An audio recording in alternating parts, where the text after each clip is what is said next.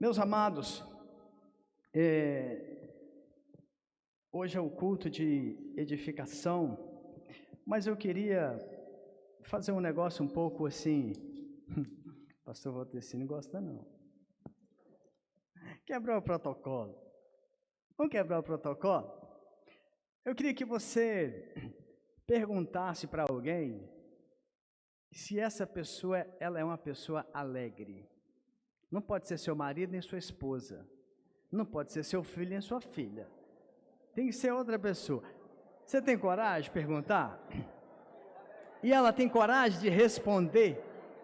Hein? Ela tem coragem de responder? Ela é alegre? Vem aí. Pergunta aí, Frank. Você perguntou? Perguntou, Frank? Nilceia, perguntou para a vizinha atrás de você? Você é alegre, irmão? Você é feliz? Será que você está sendo alegre e feliz? Existe uma coisa que às vezes, durante muito tempo, quando eu não era convertido, eu ouvia falar que crente era um povo muito esquisito, porque era um povo muito triste. Eu ouvia isso, né? Mas eu era criança pequena lá em Barbacena. Pequena não, né? Pequeno sempre fui, mais novo. E eu não entendia isso. E aí você ia naquela época, as pessoas que eu via como cristãos, crentes, eram aqueles assim da gola da camisa fechada até aqui, sabe? Aquela calça verde com a blusa amarela, com a gravata abóbora, e aquele negócio assim bem, a cara bem fechada, não se misturava com as pessoas, era um negócio assim meio estranho. Eu era lá do interior. Mas aí, quando a gente se converte, a gente faz uma grande descoberta, que Jesus morreu para que você e eu sejamos pessoas alegres. Jesus foi à cruz para mudar a nossa história, para que nós sejamos pessoas felizes. O cristão, ele é feliz. O cristão precisa ser feliz, porque ele tem tudo para ser feliz. Ele tem tudo para ser alegre. É aí que pega, não é? Aí nós vamos ler um texto que o apóstolo Paulo fala exatamente isso, Filipenses capítulo 4. Nós estamos aqui na igreja, os pastores, usando a versão NVI. Então a mídia já sabe, né? E vai sempre colocar a versão NVI. Filipenses capítulo 4, verso 4.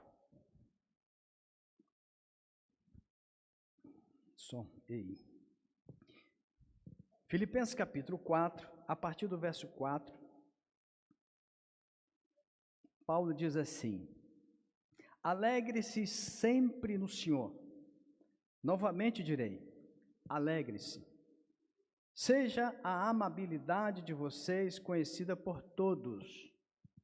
Perto está o Senhor. Verso 6, não andem ansiosos por coisa alguma, mas em tudo, pela oração e súplicas e com ação de graças, apresentem seus pedidos a Deus. E a paz de Deus, que excede todo o entendimento, guardará o coração e a mente de vocês em Cristo Jesus. Finalmente, irmãos, tudo que é verdadeiro, tudo que é nobre, tudo que for correto, tudo que for puro, tudo que for amável, tudo que for de boa fama, e se houver algo de excelente ou digno de louvor, pensem nestas coisas. Ponham em prática tudo que vocês aprenderam, receberam, ouviram e viram em mim. E o Deus da paz estará com vocês. Quando a gente lê essa porção do livro, Paulo falando para nós nos alegrarmos, para nós sermos felizes, se a gente não ler e não entender o contexto dessa carta, nós vamos achar que Paulo está vivendo um momento da mais extraordinária felicidade do mundo. Que Paulo está vivendo um momento de muita exultação, as coisas estão fluindo, as coisas estão dando certo. Mas o contexto desta carta é um contexto muito difícil. É um contexto terrível, na verdade. Paulo aqui, ele está preso em Roma. E Paulo, ele fica acorrentado 24 horas, ou amarrado 24 horas num soldado romano. Paulo não tinha muita certeza se ele iria sair desta prisão com vida. Ele poderia ser morto. Qual foi o seu crime? Pregar o evangelho. E realmente ele é morto. 4 anos, mais ou menos, depois, 5 anos, numa outra prisão romana, Paulo morre. Mas aqui ele não sabia bem o que poderia acontecer. A carta que ele está escrevendo é uma carta de agradecimento porque ele recebeu uma oferta. Ele estava passando necessidade. O texto mais adiante ele vai dizer, quando ele agradece, que ele foi abandonado por todas as igrejas. Mesmo assim, Paulo escreve esta carta, e esta carta é conhecida como a carta da alegria.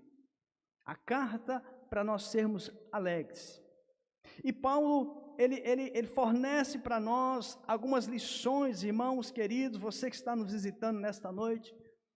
Ele nos dá lições para nós cultivarmos a alegria, para nós preservarmos a nossa alegria, para que ela possa ser cada vez maior e ela possa ser cada vez melhor. E a primeira coisa que Paulo deixa claro na sua carta, nesses versículos, que é uma das coisas muito difíceis para nós, é quando ele deixa claro que a nossa alegria não pode estar presa às circunstâncias da vida. Paulo está dizendo na sua carta, a alegria do cristão, ela não é circunstancial, ela não depende das circunstâncias da vida, seja o emprego que você tem ou o emprego que você não tem, seja a casa que você comprou ou a casa que você não tem, seja a família que você possui ou a família que você não tem, seja o dinheiro que você tem ou o dinheiro que você não tem.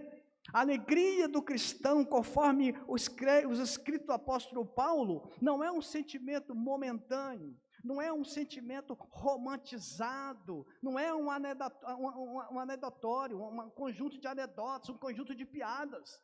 A vida cristã, a alegria cristã está centrada em uma pessoa, e essa pessoa chama-se Jesus Cristo de Nazaré.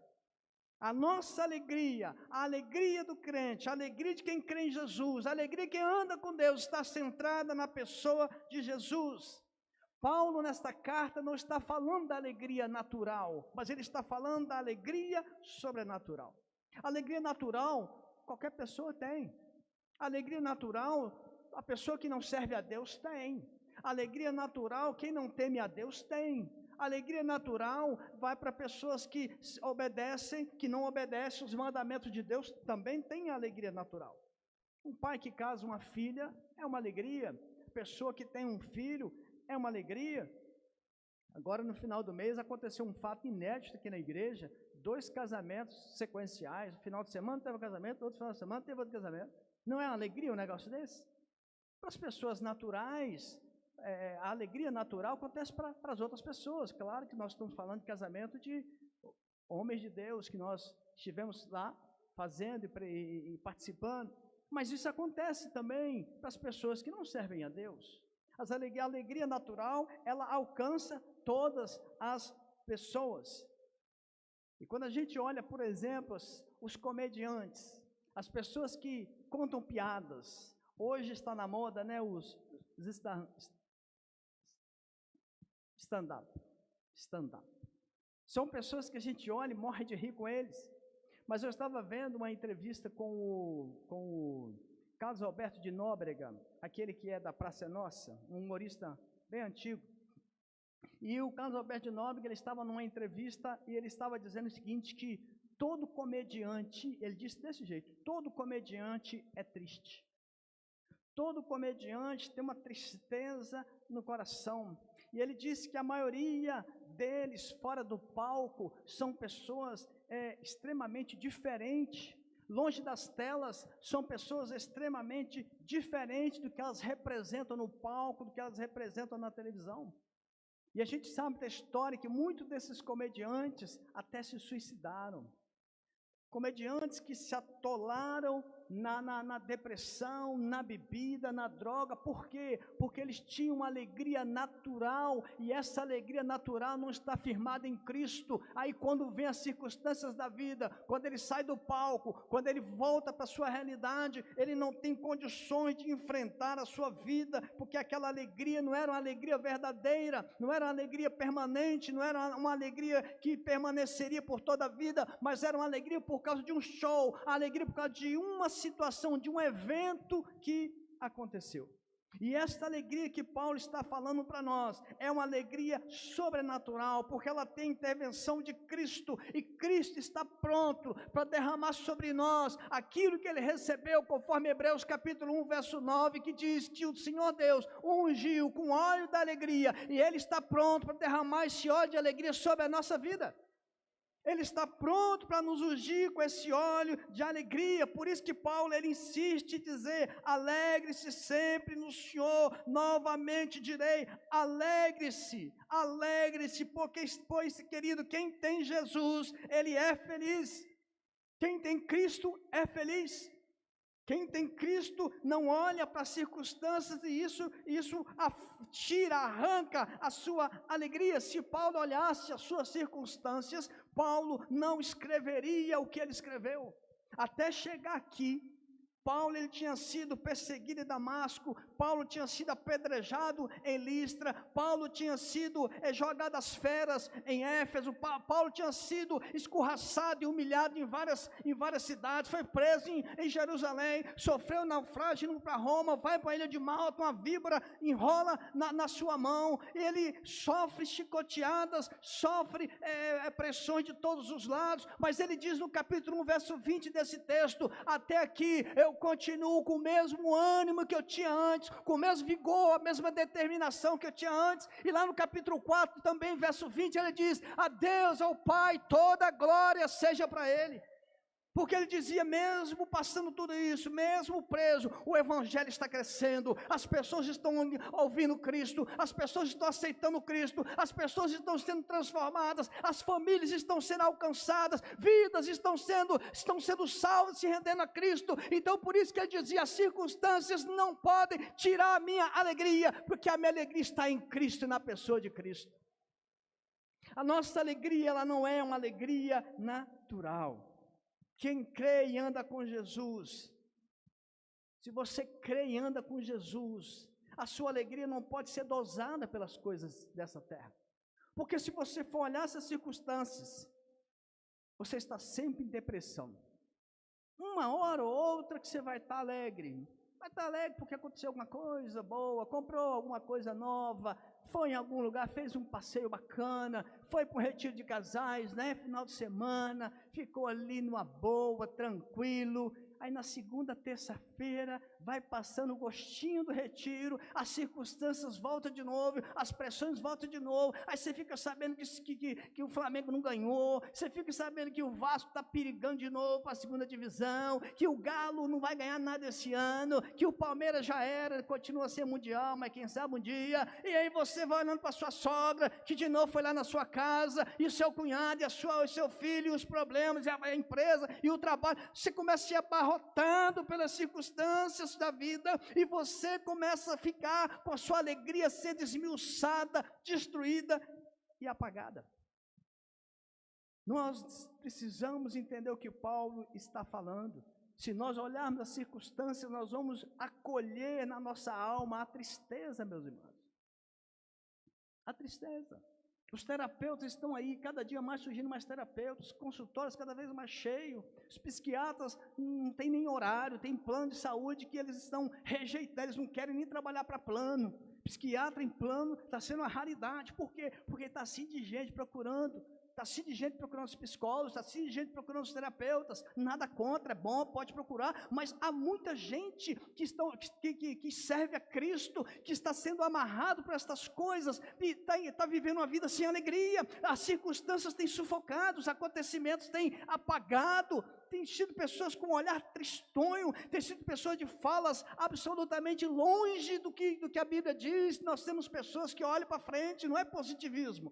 Não é falarmos, sermos positivistas, mas sermos pessoas que andam conforme os textos sagrados, sabendo que temos promessas, sabemos que temos um Deus que age, sabemos um Deus que operou no passado, operou na vida de Paulo e está aqui pronto para operar na sua e na minha vida. Se olharmos as circunstâncias, nós paralisamos. Semana passada, olha para você ver que circunstância difícil. Se você olha, você para, né? Semana passada nós tivemos aqui um falecimento do pai de uma diaconisa nossa, a Dicilene. Nem sei se ela está aí, a Dice. Lá atrás. Aí os pastores, né, entraram em contato, mandaram mensagem, ligaram, eu liguei para ela, fui conversar com ela. Aí ela falou para mim assim, pastor, meu Deus, a minha família é uma família de Highlander. Você sabe o que é Highlander? Quem sabe? Quem lembra? Nossa, vocês estão muito atrasados. Highlander foi um filme de 1986, eu acho. Esse filme bombou. Teve 1, 2, acho que teve o 3. Era a história de um guerreiro imortal. Tinha vários Highlander, né? Só morria se cortasse a cabeça. Ele era imortal, não? Só morria se o outro Highlander cortasse a cabeça. Aí eu liguei para ela e falou, pastor, nós somos Highlander, a gente não morre. Meu pai tinha 97 anos. Aí eu falei, 97? Lembrei do pastor Fabiano na hora, outra família de Highlander. O pessoal não morre. Aí ela começou a contar aquilo, irmão, eu não aguentei, eu tive que rir. E melhor ainda, quando eu fui no velório. Aí eu falei, bom, eu vou no velório de um Highlander, nunca fiz velório de um Highlander. Maravilha, fui lá. Irmãos, pensa na mãe dessa menina, que tem também 93, né, Tis? 91. Aí a filha chorando, ela falou assim, a mãe chegou e falou assim, minha filha, para que você está chorando? Esse homem foi bom demais, esse marido foi um marido de bom demais, e está com Cristo, e nós logo, eu devo ir primeiro, vou chegar e vou encontrar com ele, Cristo, para de chorar, vamos celebrar que hoje Jesus chamou, e logo Jesus me chama. Eu fiquei olhando aquilo, eu falei, meu Deus. E aí fui lá, abracei ela, irmã, pensa uma mulher rindo, alegre, feliz. Eu falei, gente, como que a gente tem que aprender com essas pessoas? Tudo bem, tinha 97, né, irmão? A sua mãe morreu quantos anos, mami? 94, outra Highlander também. Outra Highlander. E ela assim, feliz, irmão, olhar as circunstâncias. Se você olhar os seus problemas, se eu olhar os meus problemas, nós não vamos cultivar a alegria. Lembra o que Tiago, capítulo 1, falou, verso 2 e 3? Ele diz, meus irmãos, tende motivo de alegria o passar por várias provações, porque a provação da sua fé, uma vez confirmada, produz perseverança. O que Tiago está falando? Que nós vamos ser provados e testados. A palavra no original é provado, testado e aprovado. Nós precisamos começar a olhar desta forma. Neemias, no capítulo 8, ele tinha reconstruído os muros de Jerusalém, mas havia ainda um estado de desolação, de pobreza, e aí eles começam a ler a palavra de Deus, né, os escritos antigos, a manhã inteira, o povo começou a chorar, o povo começou a ficar triste, o povo começou a ficar deprimido. Neemias se levanta e fala, ei, olha só, hoje não é dia de ficar triste, a alegria do Senhor é a nossa força. Estamos desolados, está faltando muita coisa, mas a alegria do Senhor é a nossa força. Se você cultivar alegria, meu irmão, você vai ter ânimo para enfrentar o seu dia. Se você cultiva alegria, você começa a olhar as coisas diferentes. Se você cultiva alegria, você não vai deixar mais certas situações abater o seu ânimo. Se você cultiva alegria, você acorda já querendo ser mais alegre do que você foi no dia anterior.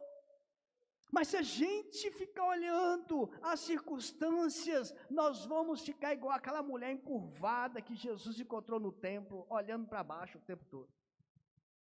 Não estou dizendo que a gente não fica triste, a gente não fica abatido, ficamos, isso faz parte da vida. Mas isso não pode arrancar a minha alegria que Cristo proporciona. As circunstâncias, elas precisam ser olhadas com o olhar de Cristo. de que Ele está com você, Ele vai passar com você, seja no fogo, seja na água, seja no deserto, seja no sol escaldante, Ele continua com você, Ele continua comigo, Ele está com você. Temos acompanhado situações na igreja que você tem visto lá, nas notícias da célula, pessoas da nossa igreja passando por problemas, mas Jesus está com eles, o Senhor continua com eles, a sombra do Altíssimo está sobre cada uma dessas famílias, vivendo esse momento difícil. O Espírito de Deus não se afastou, continua com eles. E se eles olharem para isso e pararem, é como se uma família fosse destruída, porque quando a alegria do Senhor sai de uma casa, aquela casa começa a ficar uma casa escura, uma casa que não tem prazer, não tem satisfação. Então a primeira coisa que Paulo, ele ensina para a gente, ensina para nós, você que está aqui hoje nos visitando, coloque isso no seu coração, não olhe as circunstâncias da vida, deixa a alegria de Cristo entrar no seu coração, para que a circunstância não possa determinar o seu nível de alegria. A segunda coisa que Paulo fala, ele diz assim, no verso 5, seja a amabilidade de vocês conhecida por todos. A segunda coisa que ele faz aqui, irmãos, é nós fortalecermos as nossas relações interpessoais. Fortaleça as suas relações interpessoais. Se você quer que a sua alegria seja consolidada, se você quer que a sua alegria seja contagiante, tenha relações interpessoais fortes. Tenha relações fortes.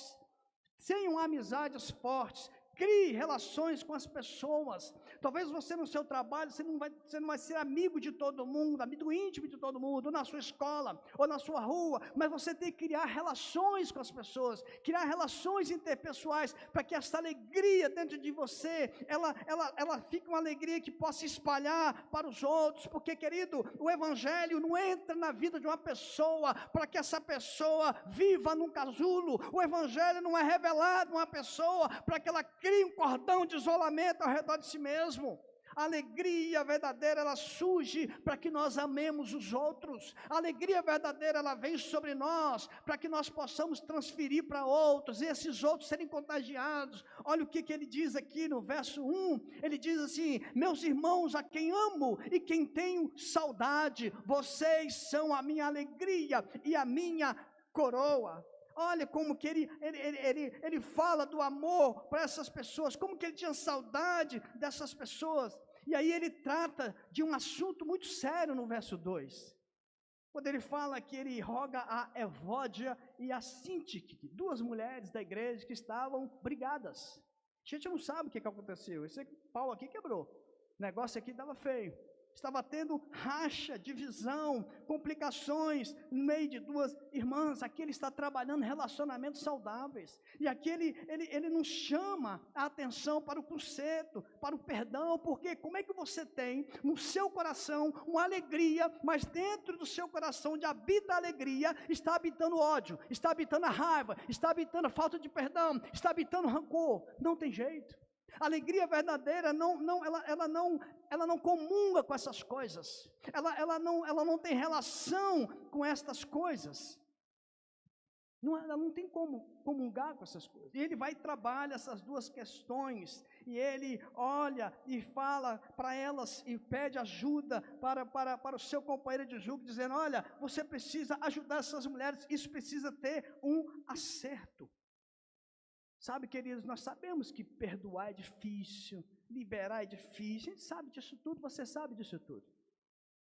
Mas é um imperativo, não tem como você dizer que você é alegre se você está com problema com o outro.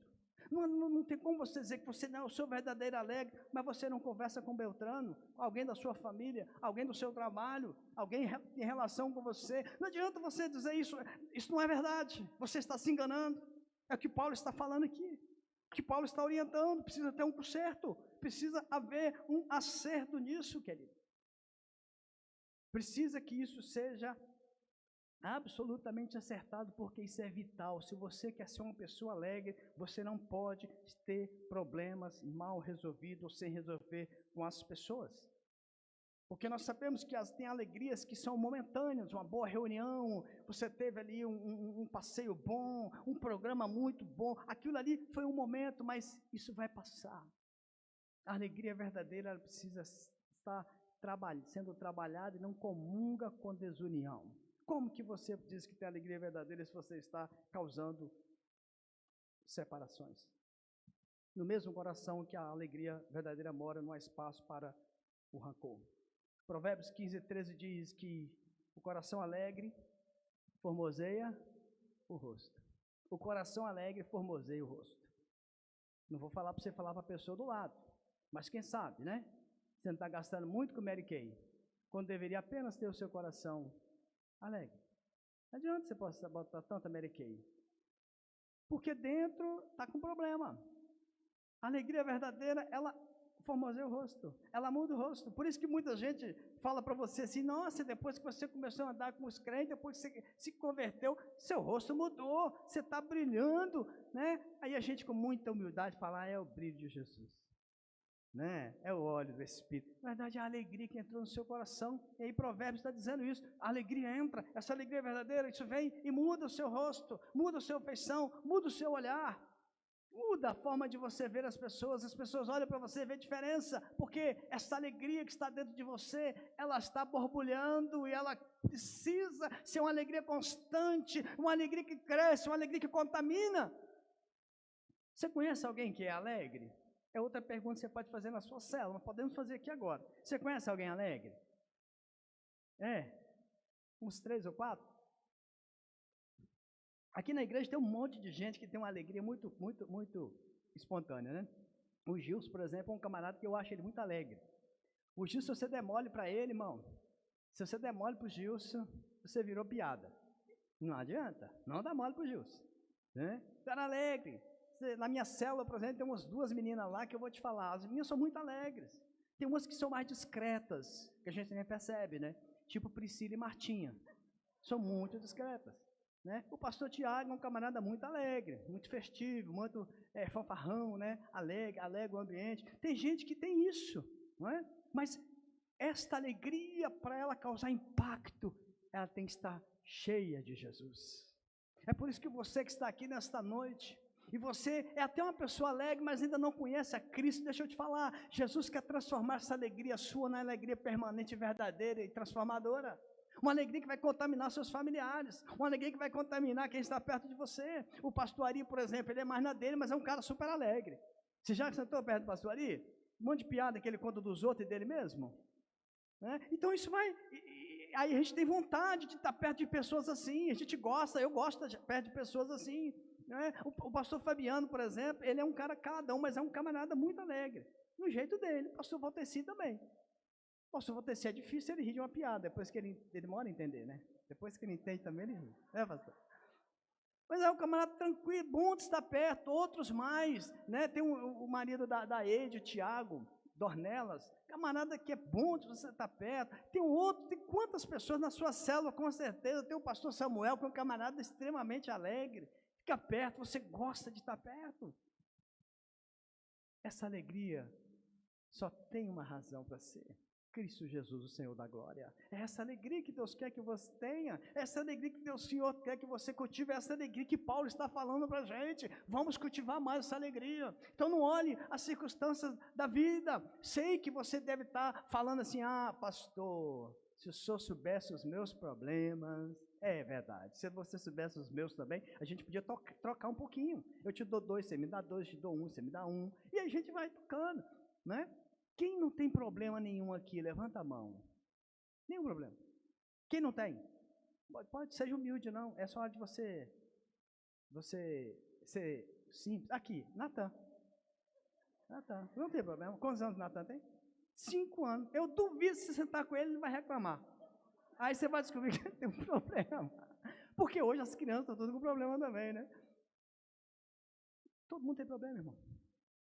Mas Deus está conosco nos nossos problemas, né? Deus está conosco, a alegria do Senhor é a nossa força, a alegria do Senhor vai formosear seu rosto. O Lucas Ezequiel, estou olhando para ele, um camarada alegre também. Eu só não sei quem é alegre, o baterista. O baterista de igreja não é alegre, coitado. Amarra o menino, coloca o menino dentro do negócio desse aqui, como é que ele vai ser alegre? Mas eu acho que é alegre. Fabinho estava aqui, cadê o Fabinho? Fabinho é alegre. Invista nas suas relações interpessoais. A sua célula é um lugar excelente para você investir em relações interpessoais. A sua célula é um lugar excelente para você convidar pessoas. A sua célula é um lugar excelente para você chamar pessoas que precisam criar relacionamento. Eu falo na minha célula lá, falo para alguns irmãos, falo na sala de lidere, que eu estou procurando meio de criar relacionamento com o meu condomínio. Né? Meu condomínio é um negócio, acho que é só no meu, né? O negócio lá pega, o pessoal é pá pesada, faixa de Gaza. Eu falei, meu Deus, eu preciso arranjar um jeito. Como é que, acho que o único jeito vai ser eu abrir uma célula na minha casa e começar a convidar essas pessoas para tomar um café. Só que hoje você convida uma pessoa, do nada, você chama ela assim, vizinho, o que você faz na quarta noite? Você pode ir lá em casa tomar um café, o cara já olha para você assim, eita. Entende? As pessoas estão tão armadas que elas ficam com medo quando você fala isso para elas. Então, precisamos que esta alegria, a célula, é um excelente lugar para a gente expor essa alegria para essas pessoas. E saiba de uma coisa, se você fizer isso, que eu vou fazer isso, você vai fazer também, essas pessoas vão ficar impressionadas com a sua vida. Elas vão olhar depois e falar, gente, camarada, gente boa, é feinho, mas é cheiroso. Você vai cair na graça aos poucos, entende? A célula é bom por causa disso, você não precisa ter pressa. Vai trabalhando, né? Como um bom mineiro, vai de gavar. Daqui a pouco essa pessoa descobre que você tem uma alegria que ela gostaria de ter. Então, invista nas suas relações interpessoais. Terceira coisa que Paulo fala e que é algo extremamente importante, versículo 6, ele diz assim, não andem ansiosos por coisa alguma, mas em tudo, pela oração e súplicas e com ação de graças, apresentem os seus pedidos a Deus. Terceira coisa, querido, não ignore a ansiedade, mas não seja dominado por ela. Vou repetir para você, não ignore a ansiedade, mas não seja dominado por ela. A preocupação excessiva rouba, arranca, destrói a sua e a minha alegria. A preocupação excessiva, ela cobre a nossa alegria. O apóstolo Paulo toca num ponto-chave, um assunto que já está perseguindo o homem desde o Antigo Testamento. No Antigo Testamento a gente tem várias situações, vários personagens que vivem a ansiedade. Nós temos vários textos no Antigo Testamento que ministra, que fala sobre a ansiedade. Provérbios 12, 25, o escritor ele fala, olha, o coração ansioso, ele definha, em uma expressão diz que ele definha o homem. O coração ansioso, ele deprime o homem. Provérbios 12, 25. O salmista no Salmo 94, verso 19, ele disse, quando a ansiedade tomou conta do meu coração, o Senhor veio, me deu um refrigério, uma palavra e me acalmou. Davi viveu momentos de muita ansiedade. Lembra do Salmo 121? Quando ele fala, ele diz, eu olho para os montes, de onde me vem o socorro? Eu olho para os montes, e onde vem meu socorro? A ansiedade, mas ele vai respondendo, meu socorro vem do Senhor, Criador dos céus e da terra. Mas ele estava vivendo um momento ansioso. Você lembra de Ana? 1 Samuel, capítulo 1. Ana era uma mulher que ela não conseguia engravidar. Ela queria muito ter filhos. E aquilo dentro dela, na oração dela, ela chega a falar isso para o Eli. Havia uma angústia dentro do coração da Ana. Havia algo que estava agarrando, prendendo o coração daquela mulher. Ela chora e fala como que ela estava angustiada. E de novo, queridos, se tem alguém aqui nesta carta que tinha motivos para estar ansioso, para estar demasiadamente preocupado, era o apóstolo Paulo. E ele usa aqui uma expressão que significa, quando ele fala ansioso, andar ansioso, essa expressão é atraídos por direções diferentes. Atraídos em direções diferentes, ou esticar ao máximo. É como se as nossas esperanças estivessem de um lado, e os nossos medos estivessem de outro, e fica esticando, e a gente fica numa situação quase que insuportável. quase que insuportável. Nosso coração começa a bater mais forte, dá taquicardia, perdemos o sono não vem nos olhos, a gente fica com a boca seca, a gente fica achando que tudo está dando errado, ou tudo vai dar errado, e nós começamos a entrar numa ansiedade, numa angústia que nos aperta, que parece que vai estrangular. Quem já teve crise de ansiedade, sabe como que é uma coisa terrível, parece que você está sem saída, parece que as coisas estão tudo caindo em cima de você. A ansiedade você não pode desprezar, porque ela rouba a sua alegria, mas você não pode se deixar ser dominada por ela. Você vai ler Salmos, fala de ansiedade, Provérbios fala de ansiedade, outros personagens vivem de ansiedade. Jesus vem em Mateus e em Lucas, ensina sobre a ansiedade. Não andeis ansiosos por coisa alguma, lançai sobre mim todo o seu jugo, vinde a mim que estão cansados, sobrecarregados. Jesus ministrando para que nós possamos não deixar ser dominados pela ansiedade. O apóstolo Pedro também diz: ora, lançai sobre ele toda a sua ansiedade. Mas o apóstolo Paulo, ele dá aqui para nós um caminho para nós vencermos essa ansiedade, para não deixar roubar a nossa alegria. Preste bem atenção no que ele diz. Ele fala que em tudo, pela oração, pela súplica e com ações de graças, apresente seus pedidos a Deus. 3 coisas Paulo está dizendo aqui. Primeira delas, ele diz que nós temos que apresentar tudo, em tudo, pela oração. E essa palavra que ele usa aqui, oração, é exaltar a Deus pela sua grandeza, é glorificar a Deus pelo que Ele é exaltar o Senhor pelo que Ele é. Meus irmãos queridos, você que está aqui nessa noite, você que tem o costume de orar, você que tira um tempo para orar, como é que você exalta a Deus? Como que você vai na presença dEle e exalta o Deus que você teme? Quais são as palavras que você usa? Paulo está dizendo exatamente isso. Ele diz: use as palavras de engrandecer a Deus. Então, se você vai diante de Deus, o que você chama Ele? Maravilhoso, Salvador, Eterno, Deus cuidador, Deus zeloso, Deus libertador, Deus protetor, Deus supridor, Deus que anda com você, Deus que está de dia, Deus que está de noite, Deus eterno, Deus que vive para sempre, o Deus que olha para você com olhar de misericórdia, Deus que caminha com você em todos os lugares, o Deus que te cura, o Deus que te salva. Quais são as palavras que você usa para Ele?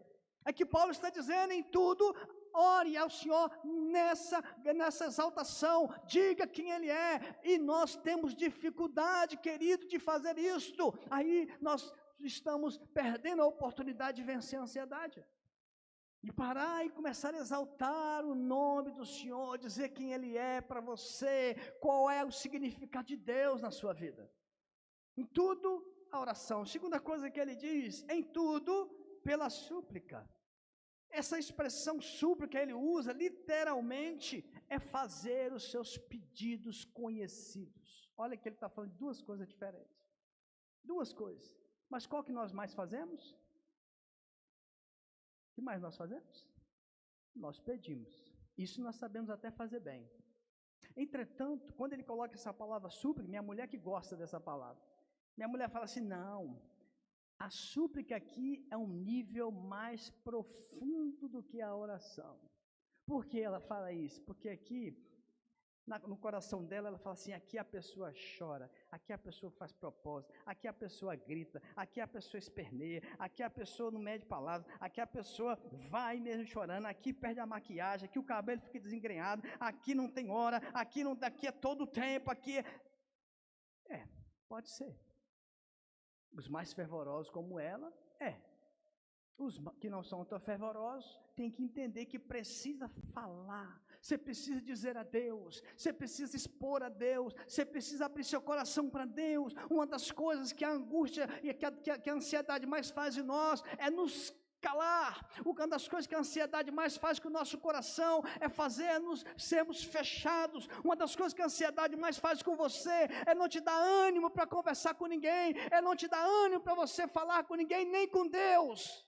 Por isso que Paulo diz: comece exaltando a Deus, comece falando da grandeza de Deus, ache palavras para dizer a Ele, e depois você fale com Ele os seus pedidos, as suas súplicas.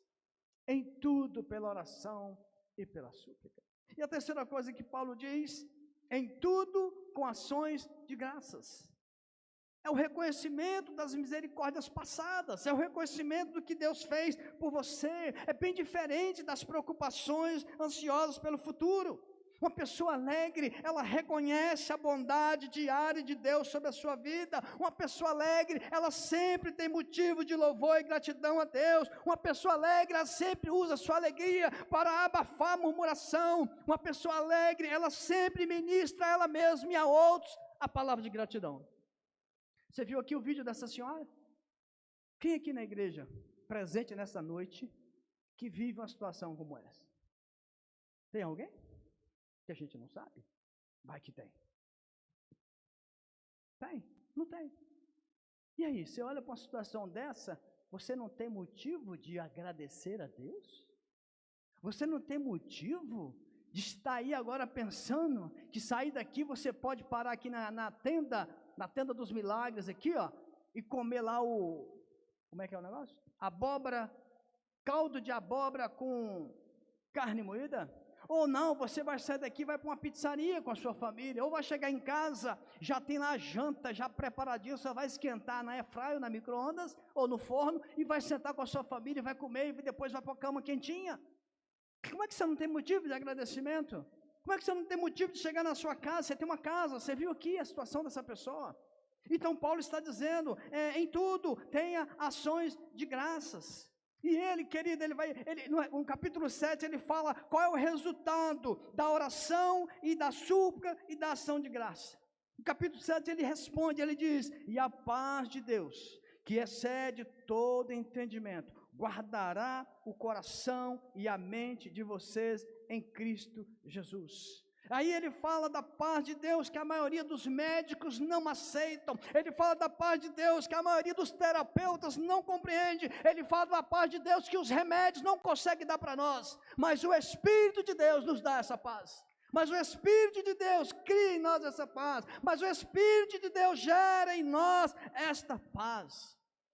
E quando ele usa, amados, essa expressão guardar, olha que coisa profunda. Quando ele diz, olha, e a paz de Deus excede todo entendimento e guardará o coração. Essa é uma palavra forte, que no original, ele significa que é um conjunto de guardas, que estão protegendo a cidade pelo lado de dentro.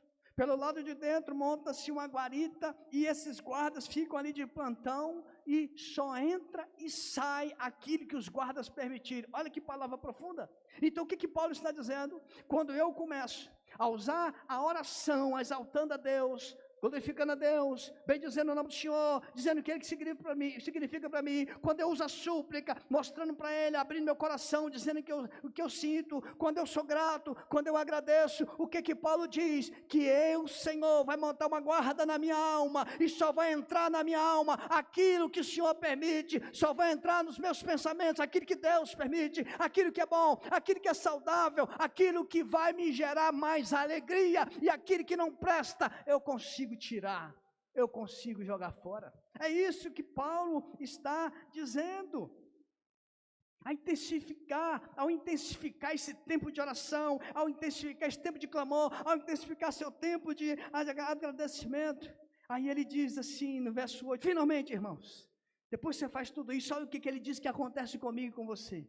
Ele diz, tudo que for verdadeiro, tudo que for nobre, tudo que for correto, tudo que for puro, tudo que for amável, tudo que for de boa fama, se houver algo de excelente ou digno de louvor, pensem nestas coisas.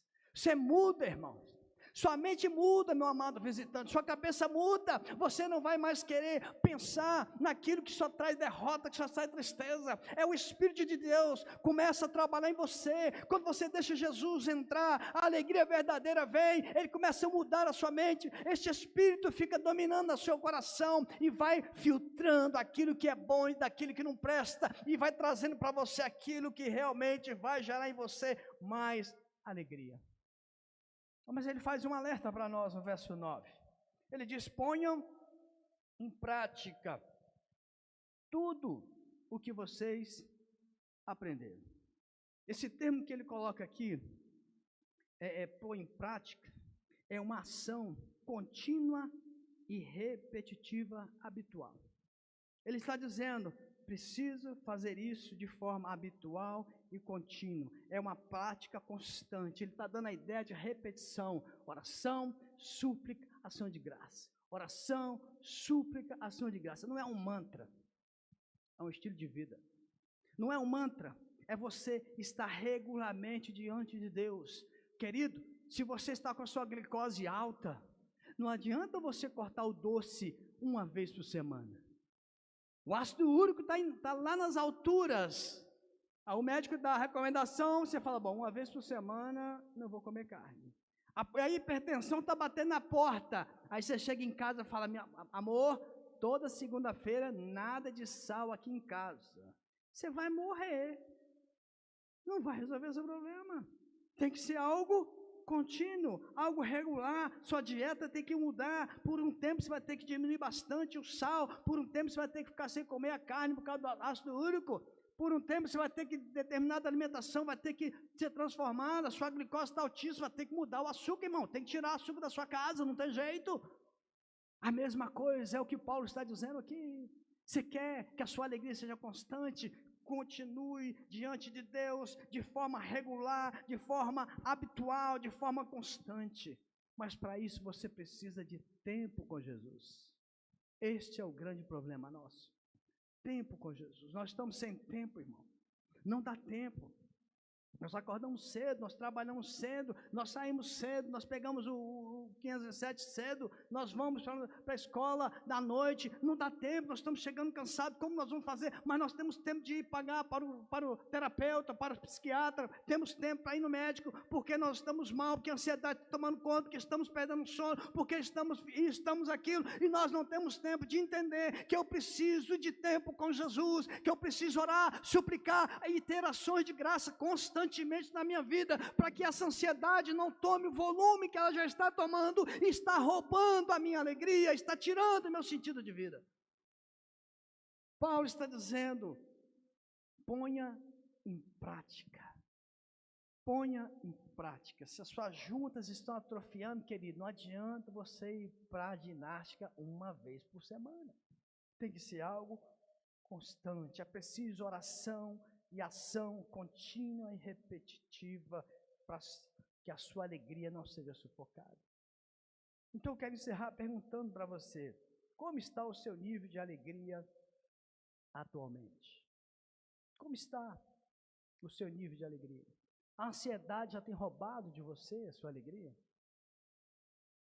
Nessa noite Jesus está aqui, através dessa carta do apóstolo Paulo, para que essa alegria que ele propõe, que não é uma alegria de momento, que não é alegria por um evento, não é alegria porque você está nesse culto, alegria porque este culto quer transformar esta alegria eterna no seu coração, quer transformar uma alegria que seja constante, porque a alegria de Cristo ela é permanente, ela é transformadora, ela é atuante no seu coração, ela é atuante no meu coração. Como eu disse para você antes, Paulo estava preso, longe dos seus amigos, longe da sua igreja, longe do seu povo. Mas ele continuava dizendo, eu estou com a mesma alegria de antes. Por isso que eu digo para vocês, alegrai-vos no Senhor. Outra vez digo, alegrai-vos. A alegria do Senhor proporciona para mim e para você a força para continuarmos perseverando, a força para nós avançarmos e aguardarmos o nosso encontro com Ele. Eu queria orar com você nesta noite, queria pedir você para fechar os seus olhos, e abaixar sua cabeça. Eu quero orar pela sua vida, e quero abençoar você, que nessa noite está aqui de repente, já anda com Jesus, mas a sua alegria está lá embaixo. Eu quero orar por você nessa noite, que ainda não entregou sua vida para Cristo, e talvez não entenda muito bem o que eu estou dizendo, mas nessa noite Jesus, o Jesus de Paulo está aqui, para colocar no seu coração a alegria eterna, para colocar no seu coração a alegria que Ele dá, a alegria que não é circunstancial, a alegria que não é de um momento, a alegria que não é de um ato, de um fato, a alegria que não é de um evento, mas uma alegria que está acima de toda e qualquer coisa, de toda e qualquer situação. Deixa eu orar por você. Eu não vou pedir você para vir para frente, eu quero orar por você, mas Eu queria perguntar se porventura tem alguém aqui que gostaria de entregar sua vida para Jesus, que gostaria de receber esta alegria. Eu não sei como está a sua vida, eu não sei o que você tem vivido, o que você tem experimentado, as lutas, as pelejas, aquilo que tem entristecido você, e você está aqui nessa igreja porque alguém te convidou, porque você é um visitante e descobriu a igreja, mas ainda não entende bem essa coisa de Jesus. Ele está aqui para dizer para você: deixa eu colocar alegria no seu coração, alegria verdadeira. Deixa eu colocar no seu coração uma alegria que é eterna. Se porventura há alguém aqui nessa noite que quer entregar sua vida para Jesus, eu queria que você levantasse sua mão onde você está, aí mesmo no seu lugar. Eu queria que você levantasse a mão se há alguém aqui que ainda não conhece Cristo, que ainda não conhece essa alegria verdadeira. Estenda a sua mão, que eu quero orar por você. Se não tiver ninguém, eu quero orar por você, que anda com Cristo, mas sabe que seu nível de alegria está, se não está muito abaixo, está sendo muito prejudicado. Eu queria orar por você aí no seu lugar mesmo. Se você puder ir no seu lugar, não precisa vir à frente. Se você puder ficar em pé, eu quero orar por você. Quero abençoar a sua vida, onde você está, neste momento. Senhor, em nome de Jesus, nós colocamos diante do Senhor nosso coração nesta noite. Ó Deus, e nós queremos clamar o sangue de Jesus sobre nós. Nós queremos clamar a iluminação da Tua palavra sobre nós. Senhor, se nós estamos tendo a nossa alegria roubada, se nós estamos tendo a nossa alegria sendo usurpada, nesta noite nós queremos clamar o Senhor para abrir os nossos olhos, para, ó Deus, jogar luz no nosso coração. Aquilo que o apóstolo Paulo está dizendo, nós queremos para nós. Alegrai-vos no Senhor, novamente digo, alegrai-vos, alegre no Senhor, novamente digo, alegre no Senhor. Nós queremos esta alegria, nós queremos esse gozo, nós queremos esse regozijo. Perdoe-se, Senhor, se nós estamos olhando à nossa volta os problemas.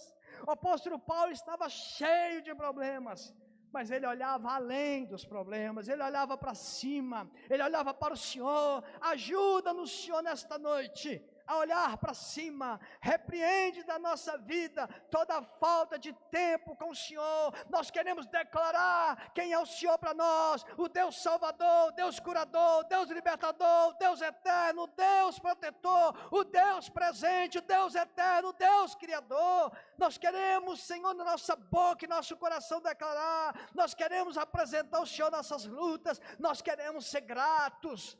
O Senhor tem sido bom, o Senhor tem sido bom conosco, não podemos, Senhor, negar isto. O Senhor tem sido bom. Ó Deus bendito, venha sobre nós nesta noite. Eleva o nosso nível de alegria, faça-nos viver a alegria que o Senhor tem colocado a nosso dispor, para que nós possamos tomar posse dela e viver conforme esta alegria. Na nossa célula, na nossa casa, no nosso trabalho, na escola, com os vizinhos. Senhor, muda a nossa feição, faça-nos olhar para as pessoas com um olhar brilhante, com um olhar firme, com a face, Senhor, olhando com alegria para essas pessoas, e elas poderem querer saber que alegria é essa. Que o Senhor nos abençoe, que o Senhor resplandeça o seu rosto sobre nós, no nome de Jesus. No nome de Jesus. Você pode assentar. Você pode assentar.